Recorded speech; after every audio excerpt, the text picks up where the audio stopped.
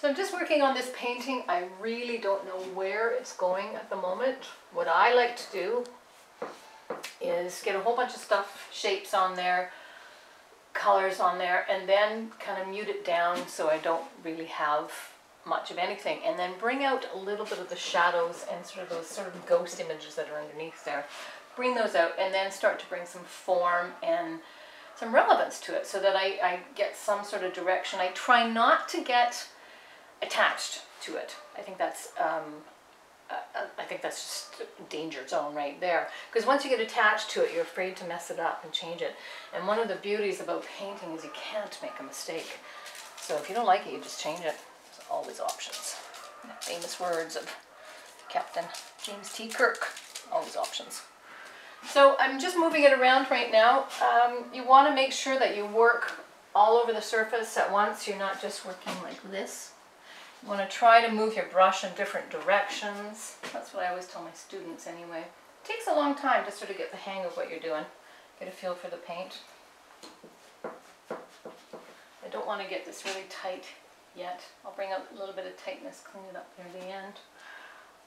Whatever that is. One of the biggest questions, it's kind of a difficult one to answer, is when do you know a painting is finished? I don't know.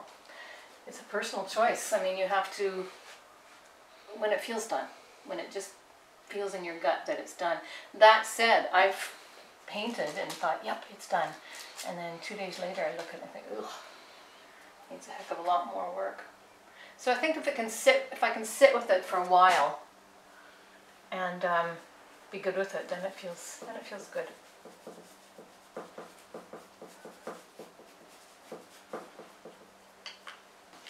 I'm using bigger brushes right now just to keep me a little bit looser. This is the big one. That was my favorite. But I started off with that, so I'm just going to start to go a little bit smaller now.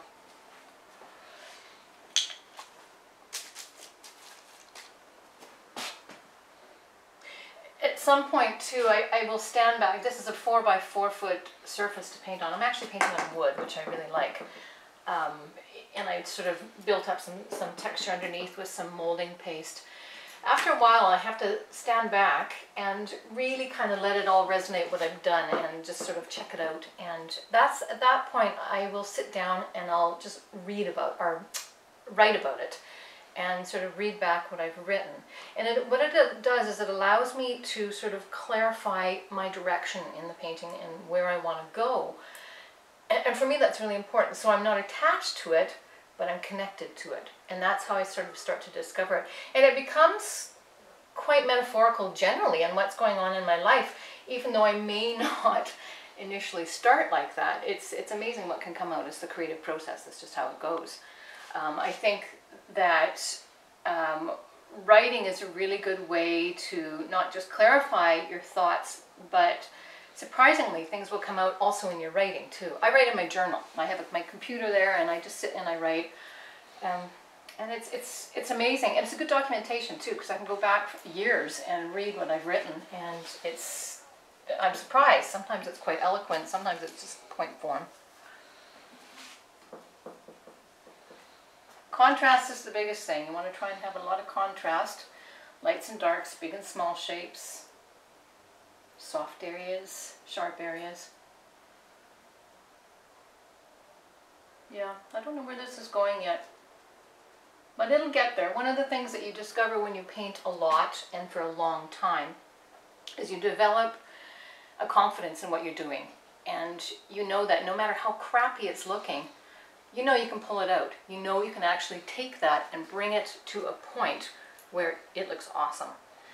But it does take a long time to sort of get to that point. You need to understand your materials. You need to understand how to manipulate it. You need to understand what the materials can do, and just plain have the confidence. And paint a lot. You have to paint a lot, pretty much every day to do it. But it comes. It does come. I do draw. I wasn't always an abstract painter. I do draw quite a bit. Actually, I didn't start off being abstract at all. Not in the least. I was very, very meticulous. And I sort of just got away from a bit. I still do some other stuff. I've done figurative work, which sometimes I really like.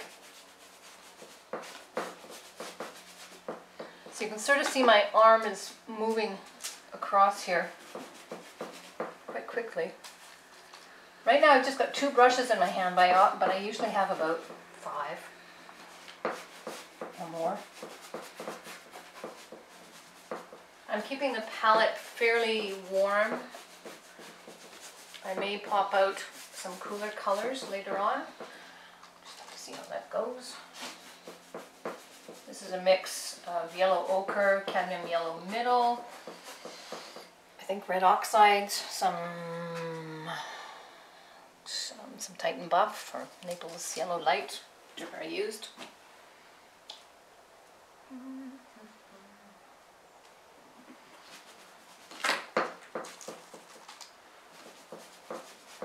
And Indian yellow. I like Indian yellow.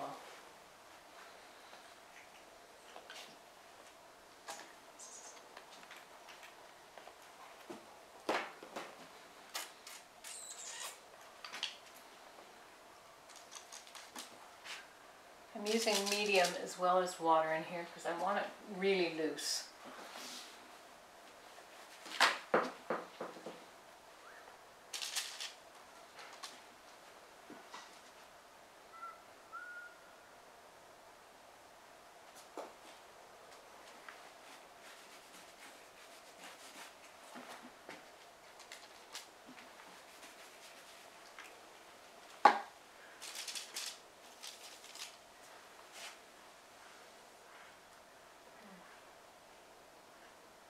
Got some nice magenta underneath there. I don't very often have magenta on top.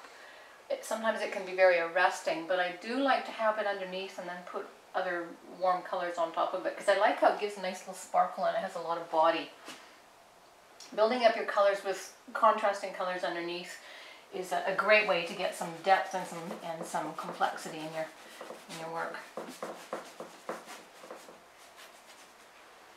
think that's about it that I'm going to do for today.